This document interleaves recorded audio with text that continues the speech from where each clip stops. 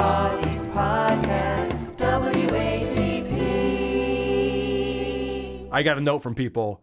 Holy shit, President Joe Biden's on the Howard Stern show. I was with you when you got those, and Yes. I thought to myself in the car after I left, like, how the fuck did he get Joe Biden? Like a Ouija board? How the fuck do you get this guy? Good point. Yes, they brought it back from the dead to meet with. And so I was listening to it, and I was thinking, well, it must be a remote, right? Because Howard doesn't go into the studio, and Joe's not all that mobile, so it must be a remote. No, he's actually in the SiriusXM studio with Howard for this sit-down interview.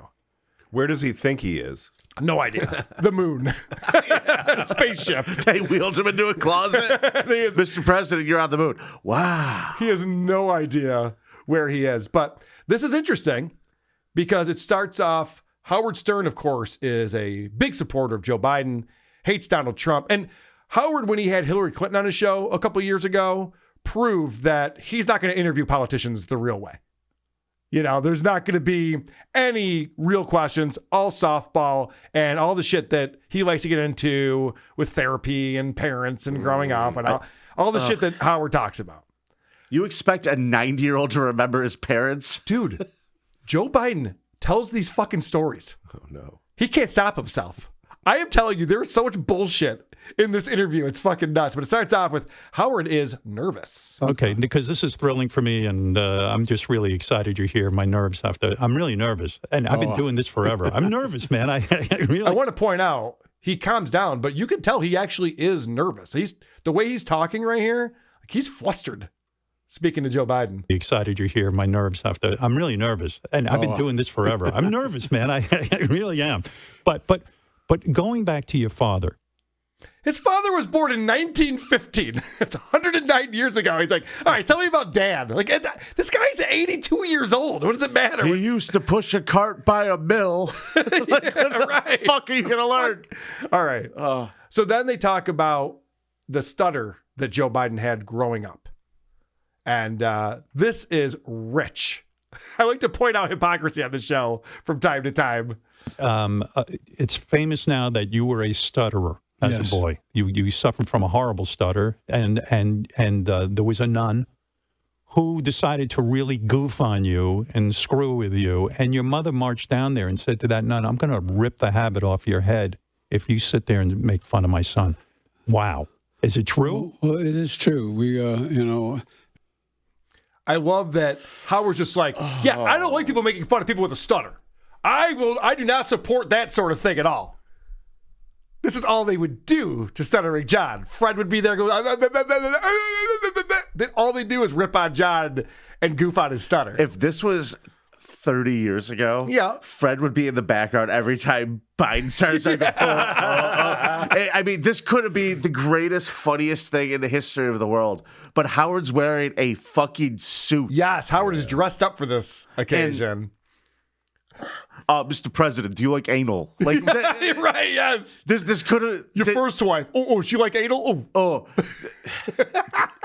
And then also the other thing that blows my mind is if you work for Joe Biden, who's letting you do this? Oh, it's everything's been cleared. All the questions have been cleared. They saw what he did with Hillary, trying to make her look like a real person. So they're like, hey, let's try to make Joe Biden. It didn't work. Didn't work on me. It didn't work on me. But when Howard was asking Hillary about her love affair with Bill, like, what are you talking about? These two don't like each other at all.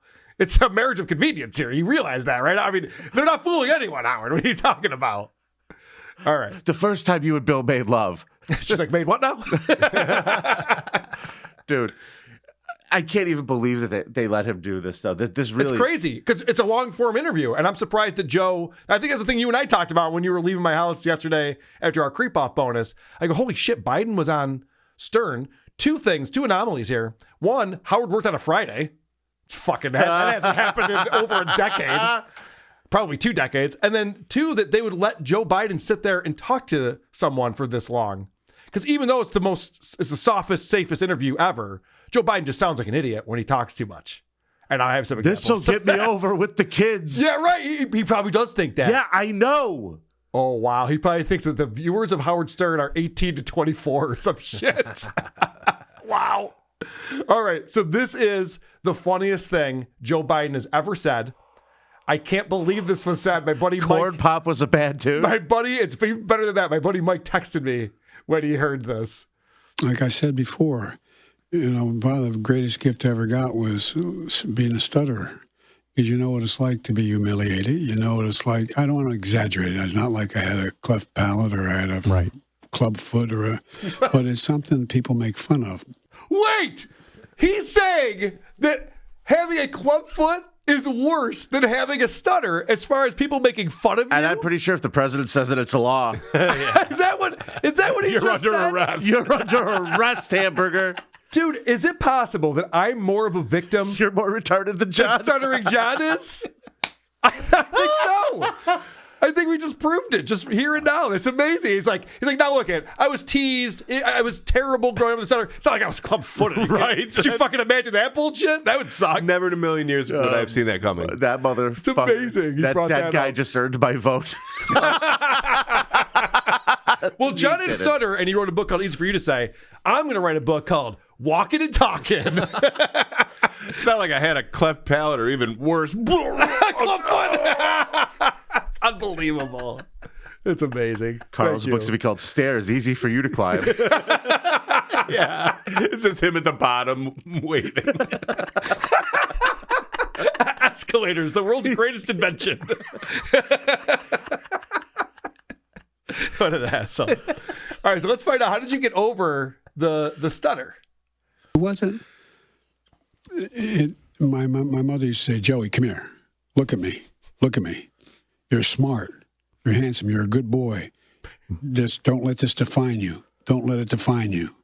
And it just, I don't want to exaggerate how debilitating it was, but it was easy to make fun of because when I tried to speak in public, when I tried to reading and talking on the telephone are two hard things for stutterers. And by the way, And Howard put the stutter on the phones. He was the call screener. Yeah. He's like, you don't know how horrible it is talking on a telephone when you have a stutter. And Howard's like, oh yeah, no, I do. And then Leno told John to write stuff. Yeah. Now read it back to us. You don't know what it's like being an announcer for a big late night TV show or answering phones. Here, read this into the microphone, stupid. Yeah. Read these tongue twisters. This is great. By the way, I've got a group now. I don't know how many it's up to. I think 38 kids who are serious stutterers since I've been president, who I engage with, who are still getting it. There's a young man. I'm so proud of him. He pulls the fucking Stuttering John thing where he's like, I help stutterers get over their infliction because that's what I had to do. There's a young man. He became the host of the Yeah, right. That would be I'm very proud of amazing. him. There's a young man, very stinky feet, came to me. So now he's curing stutterers. He's totally, and John's got to be so pissed about this. Because remember, John reached out to Biden to come on his show because he's like, we're fellow stutterers. That's Maybe right. I can get him on the show. Let me tell you something. If I'm Donald Trump, I'm calling Gary Delabate and saying, have me on your show. Oh, they wouldn't. But yes. They would run the fuck away, wouldn't they? They wouldn't because And I hate fucking Trump. Trump was but it one would of the, be no, way better than hold this. on. Trump was one of the best guests ever on the Howard Stern I show. agree. It would be Okay. a million times more interesting than Yes. this. I mean, it wouldn't be as fun as it used to be. He wasn't like running for president back Sure. then. So it'd be a little bit different. He probably wouldn't be talking about how you can't be a 10 with small boobs. You know, it wouldn't be that kind of fun. But like Trump was this guy's buddy who like did him favors and did stuff for everybody and Yeah. shit like this. It's just wild. I Talking don't about know. John? I'm talking about Howard. Yeah, that too. Okay. So this is funny because I know that John's going to feel slighted about this. By the way, you notice a lot of singers are stutterers. That's right. Not a lot, but I mean, great singers are stutterers. Mel But Tillis was like the guy. I mean, he had a horrible. That's stutter. exactly. Yeah. But Wait a second. Why did they bring up Atlantic Records recording artist Stuttering John Melendez? Why wouldn't that be the example that Howard would cite when he's like, yeah, a lot of stutterers are singers. I know, Joe. I know a terrible guitarist who's also a stutterer. It's unbelievable. Okay. So now we're going to tell an old man bully story, as only an old man can tell it. Because we were making fun of Woke Dad the other day on WATS because he was telling this story about growing up in the hood in the 80s and playing stickball with his buddies because they were so poor. And it's like, this isn't during the Great Depression, but this actually is. So this is, it's not, but you know what I mean? So this is Joe Biden growing up, and this is his bully story. you know, By the way, speaking of that, didn't your mother, the first fist fight you ever had, some bully in your neighborhood, and your mother says to you, listen, go back to this bully. I guess the guy really had it with you. And she said, go back and punch him in the face. Well, to be precise, in Scranton, we lived in a place called Green Ridge, and down the bottom of the hill by the Lackawanna River is called the Plot. Yeah. And there was a family, I'll not mention the name, they were pretty tough. And I was 14 years old, I guess, and they'd come up on what they call Dimmick Avenue. And anyway, they were up in the backyard. I walked out the yard with two of my friends, and this particular guy came up to me and smacked me. And I hole in my face, and I came back across the fence into the kitchen. My grandfather was there, and he says, "What's?" I said, "He hit me." And I walked in the pantry, looked out on that avenue, that alley, and my mother said, "Joey, go back out there." I said, "Mom, he'll beat me up." He said, "Joey, I have a quarter." That was big. You go back out, but here's what you do, Joey. Wait till he'll come back to you. As soon as he walks up to you, don't do a single thing except you got to hit him right in the nose, Joe, right in the nose. I was scared to death. He said, "So go out there, Joey." So I went out scared to death, got up across the little bank there. He walked up to me, and I, with all the courage I hit him right, and his nose started bleeding. He went, "Oh!" Took off. Really? Oh, I'm serious. It's a very cinematic life you've had. I mean, that's a scene. No, I'm serious. I know it sounds bizarre. It's total bullshit. There's no fucking way that happened, and I'll prove it because there's a lie tell. Right after he tells that story. Oh, does he stare at the ceiling? No, not that lie tell. Not the Dalia Melendez lie tell. A different one. But how ridiculous is that? He gets picked up by a bully, and the mom's like, "We got to go punch him in the nose." Obviously, he's like, "I don't want to. I'll give you money if you go punch that kid in the nose." Thanks, Mom. Great job. But this is the tell that proves that he's lying about that. This, I know it sounds bizarre. No, it does. Everybody at home still kids me about it. At home, meaning Scranton. Anyway. The guys at the pub, I'll remember it. Dude, this would have occurred somewhere between 1950 and 1954 based on Joe's age. And now he's saying, "Oh, that time I beat up the bully, all my buddies still bust my balls about it whenever I head back to Scranton. They're all dead." Yeah. Everyone who was in this area knew anything about this are gone and dead. And why would they bust your balls about it? Yeah, it's so stupid. It's just like, it's a running joke. They're always like, "Hey, there's a punchy in the nose McGill." I swear to God, I hope there's an 85-year-old in Scranton with a crooked nose who's like, "Fuck Joe Biden." Right? Well, I think that guy, I guess 85 would be all right. I'm getting confused as to how old Joe Biden is because he seems like he's 90-something. And I said, "Don't come back this way, Buster." So this right here, this next moment, so after Howard's talking to Joe about his bullies and how he stood up to his bullies, he asks Joe a question that is so absurd. And I was texting this to Shuley, to anyone who's associated with Howard Stern yesterday, because I'm like, has Howard lost his fucking mind? How could you ask this question? Kid. I wonder if that guy's still around. I mean, like he sees you become president of the United States. I wonder if it's like, do you ever do that? Do you ever like go on Facebook and look up people that you grew up with and go, "Hey, look what became of me"? Like, no, I don't do that. But I keep in contact with those people. I mean, the people, my friends. Like when I'm back home to Scranton last week, Larry Orr, a guy that we grew up with, known for 55 years. I invited Larry to come with me. He's still around.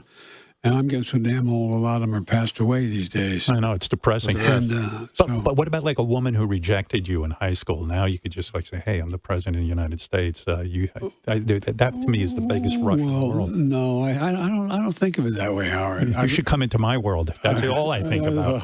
It's all about that. Well, anyway. Yeah.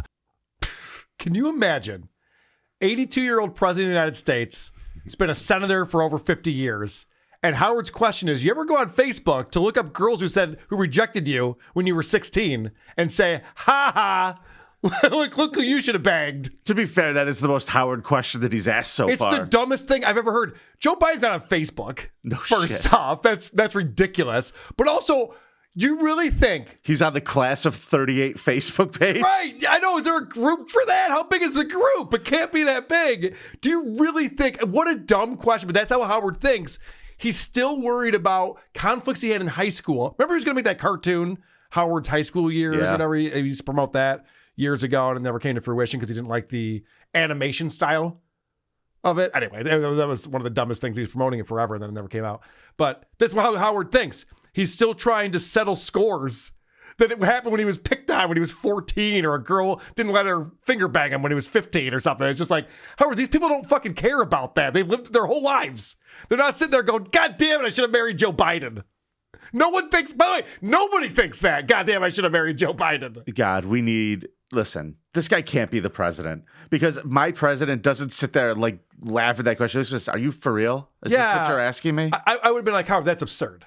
What are you talking about? I'm 82 years old. I've been married twice. He's been in the public eye since 72. I'm dealing with a son who's a bit of a problem. I have things going on, sir. To worry about.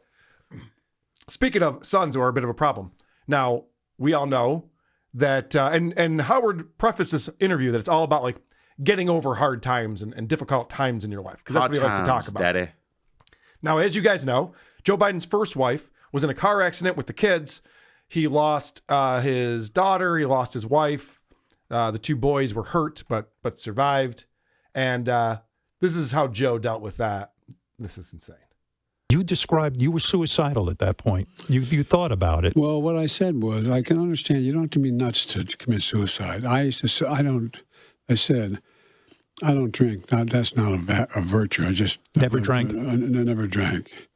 And I used to sit there and think to myself, I'm just going to take out a bottle of scotch we always had liquor in the house, in my house as well.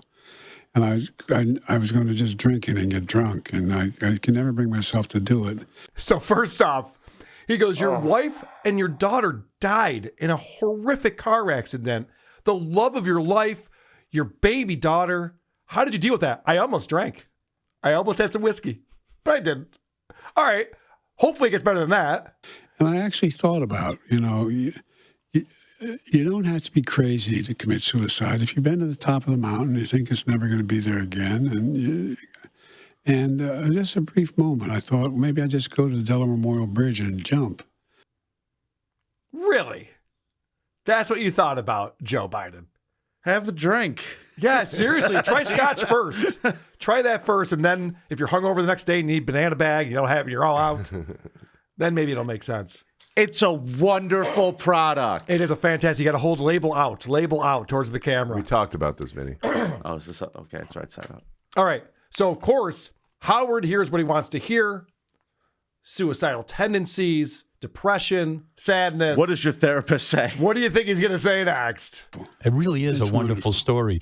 Did you consider psychotherapy or speaking to a therapist at the time when you lose your family and you're in crisis? I didn't. Why do you were you afraid? Because I remember when Eagleton admitted that he had therapy, or of course, we all do. Shock therapy or something, and then Muskie cried. I think back on politics, it's like almost like if you're a politician, you're not allowed to say, I'm in therapy. Well, by the way, I strongly encourage people to go to therapy. I strongly encourage people to deal with mental illness. It's just like you're breaking a bone in your body. Right. But hold on a second. It's just like breaking a bone in your body. Bones heal. Howard's been in therapy for 58 years. So if the therapy thing works so well, how come it's never healing anything? How come we always need more and more of it? Seems like a bad analogy. Therapists and chiropractors, dude. Seems like a bad analogy. And I know I'm going to be a little nitpicky on this one, but this guy's the president of the United States of America. Hunter had a fractured skull from the accident, and Bo broke literally every bone in his body. He was in a body cast, both arms, both legs, for a long time. Literally every bone in his body. 206 bones were all fucking broken at the same time. Can you imagine that? It's never been done. No, I mean, people have been flattened before and probably broke every bone. Okay, yeah. Turned them into dust or something, but they don't usually recover from that. It's kind of fatal. Death by flattening. Dude, when you break literally every bone in your body, putting you in a cast isn't going to help. No! Be like fucking jello inside of the thing. So stupid. So then Howard has an epiphany here because he's talking to a man who's quite successful at what he does. In fact, he is the top politician in all the land. So it seems like he's doing all right. Possibly the world. Correct. It's a leader of the free world, they like to say. Yeah. And so Howard's like, yeah, but he did it without therapy. That's crazy. I guess in a way you can get away without getting a therapist because. But I encourage people to get therapists. I hope they don't read from this that you shouldn't get a therapist. Yeah. I think it's really important. Mental illnesses should not be viewed as anything different than a physical illness. Agreed. And it should be just treated. And they have real serious people and experts who can help. Who do you think was the greatest president of all time? I have an answer. This is nuts right here. Okay, I left this part in because this is where it transitions into. But how funny is that Howard can't wrap his head around somebody just figuring it out for themselves? Like going through a period of grief, mourning, that sucked, that was a tragedy. Moving on. New wife. Still in my job as a senator. Now I'm vice president. Now I'm president. Like, yeah, a lot of people can navigate. Move on. Navigate these waters, Howard. You don't have to talk to a professional who's stealing your money from you. Some people realize that things are bad experiences, but then you learn from them and move on. Other people dwell on them forever. Correct. While yes. surrounded by dead cats. Correct. See, this is the thing that Howard, I think, will never understand. He's too old to grasp this concept. When he brings in Gene Simmons and asks him about his horrible childhood, and Gene goes, I don't think about it that way, Howard. I'm very successful in life. I'm the bass player in Kiss. I'm not worried about my childhood. And Howard's like, how could you not be? You need to talk to a therapist who needs to convince you should be really upset about your childhood. It's like, I'm not. Sorry. I know you want me to be. Things have gone very well in my life. It's fucking amazing. What a Disappointed! Yeah, exactly. All right, so this is the follow-up question. Biden's answer blew my mind. This was the last person I was expecting. Who do you think was the greatest president of all time? I have an answer for this, but I want to hear yours. Well, I think Jefferson. Jefferson? Did you see that coming? They were friends. Good answer. He threw a hell of a party, Howard. That's amazing. We called them barred parties. So you would think maybe Barack Obama would have been the name you would have came up with, considering, he'd served with Barack for 8 years. And people think fondly upon the Obama administration. So then he tells this story about how Barack asked Joe to be his VP. And Joe was quite reluctant. He's like, come on, man, I can do more good for you in the Senate. Let me do my thing. You don't need me. And Barack's like, you have 48 hours to get back to me. Go talk to your family and let me know. So then Joe has a whole meeting with his family. And his mom is there. And his mom lectures him. Listen to this bullshit. Honey, you haven't said anything. She said, Joey, let me remember. True story. She said, remember when they were desegregating Linfield, the neighborhood? Get the fuck out of here. 70 homes built at one suburbia. And I told you, and there was a black family moving in, and there was people who were down there protesting. I told you not to go down there, and you went down. Remember that? And you got arrested by standing on the porch with a black family. Right. And they brought you back, the police. And I said, yeah, Mom, I remember that. And she said, and then she looks at me, she said, and Joey, remember you had that job as a lifeguard in that country club setting, but you wanted to be the only white guy working in the bucket on the east side in a black neighborhood? I said, yeah, Mom, I remember that. She said, well, let me get this straight. When I called you and asked you about Barack when he defeated you back in the spring, you said he was bright, he was honest, he was really a capable guy.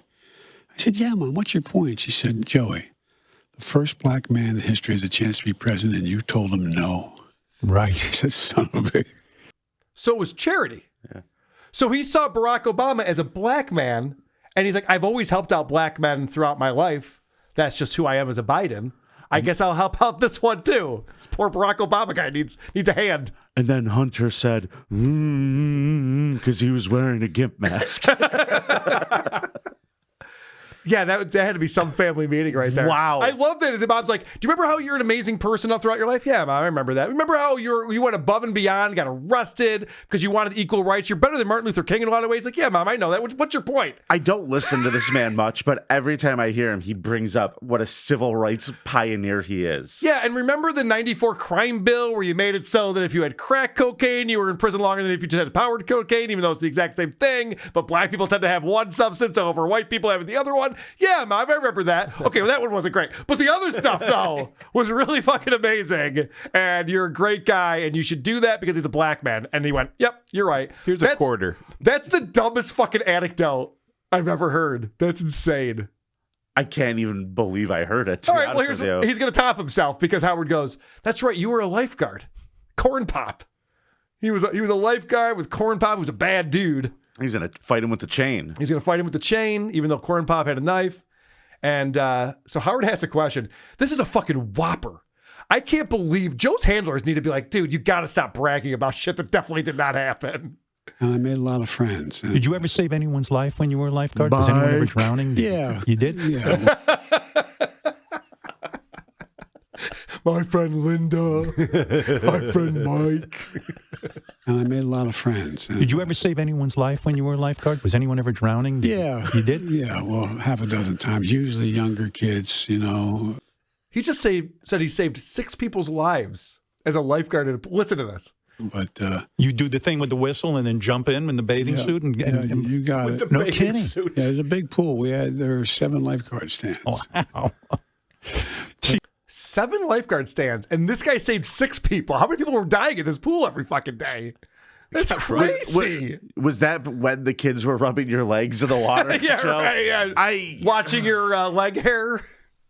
See, that would define my. I would brag about that everywhere I went. Well, by the way, I did it up in Lake Ontario too when I was in law school. But look, one of the things that what, you saved a dude's life when you were in law school? You were still doing the life. You haven't? I mean, you know, people just need help sometimes. I mean, it's not like it's so heroic. Yeah, it's a big deal. Papa, we need a hero.